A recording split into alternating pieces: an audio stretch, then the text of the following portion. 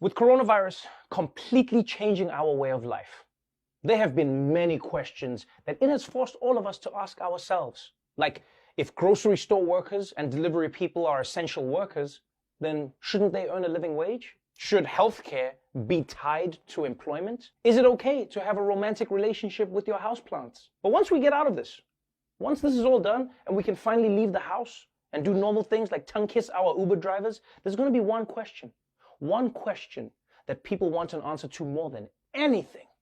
Where in the hell did this disease come from?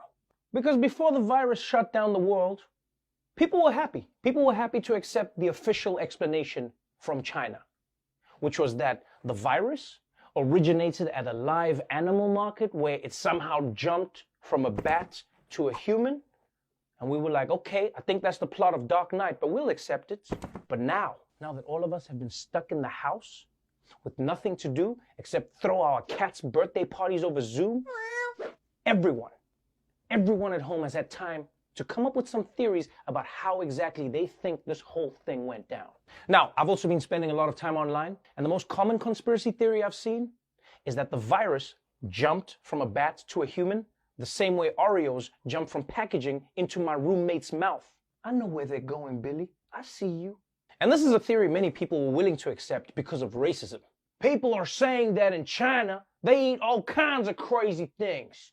Hell, I heard they eat cookies with a piece of paper inside. I was also ready to believe this pandemic could have started as a food thing because, look, man, I've been in situations where food starts a thing. Like I was on a flight once where one person ate a tuna sandwich, but then we all paid the price.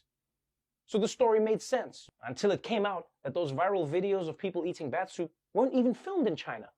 Yeah, and then we found out that viruses can't survive cooking anyway. So that was out the window. Then I heard about a different conspiracy theory that totally makes sense. You see, it turns out Corona was never just a virus. No, it was actually a weapon created to take old people out. If you go online, there's no shortage of conspiracy theories. All right, so here's one. The virus was bioengineered in a lab by scientists to be used as a weapon or a form of population control. This is a theory former politician Bronwyn Bishop has also suggested. It is to get rid of non-productive Chinese in the Chinese community. In the words of George Bernard Shaw, should be eliminated. So they don't have to be fed. Whoa. Roseanne Barr is calling the novel coronavirus pandemic a ploy to kill baby boomers. You know what it is, Norm? I think they're just trying to get rid of all my generation. All right, now this theory made complete sense. Who dies the most from the virus?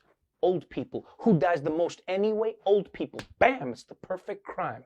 And think about it. As soon as people started saying, okay, boomer, all of a sudden we got coronavirus and old people are dying. That can't be a coincidence. And you might be asking, oh, why would anyone want to take out all the old people? Well, I don't know.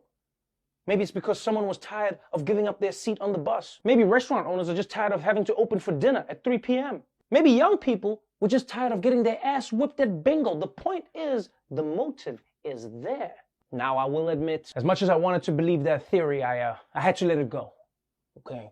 Because a team of scientists with degrees and qualifications, they sequenced the genome of the coronavirus. They broke it down, and they found that unlike every butt in Miami, this virus definitely wasn't man-made.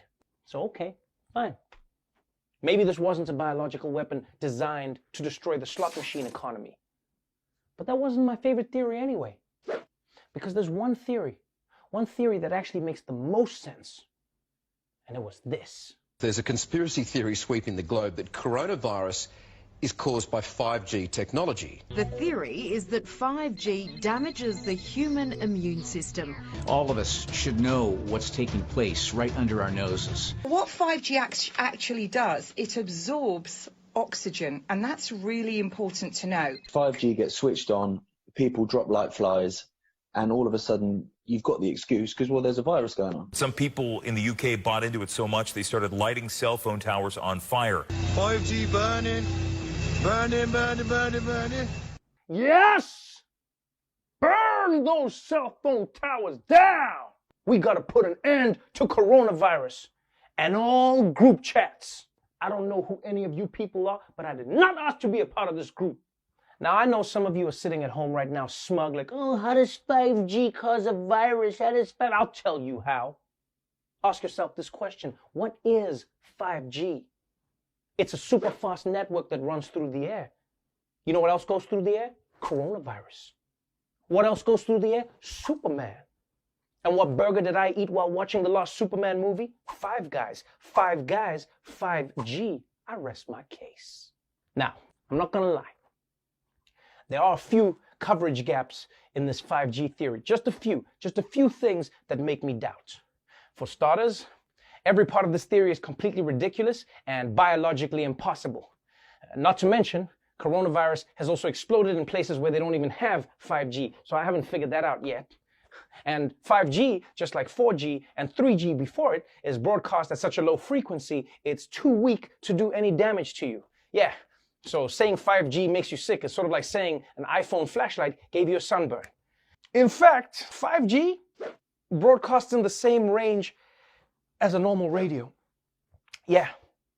And let's be honest, the most dangerous thing we've gotten from a radio wasn't a virus. It was Mambo number 5. And that only killed, 6,000 people tops? So, where did the coronavirus come from? I don't know. Are you happy I said it? I don't know. But I'll tell you this.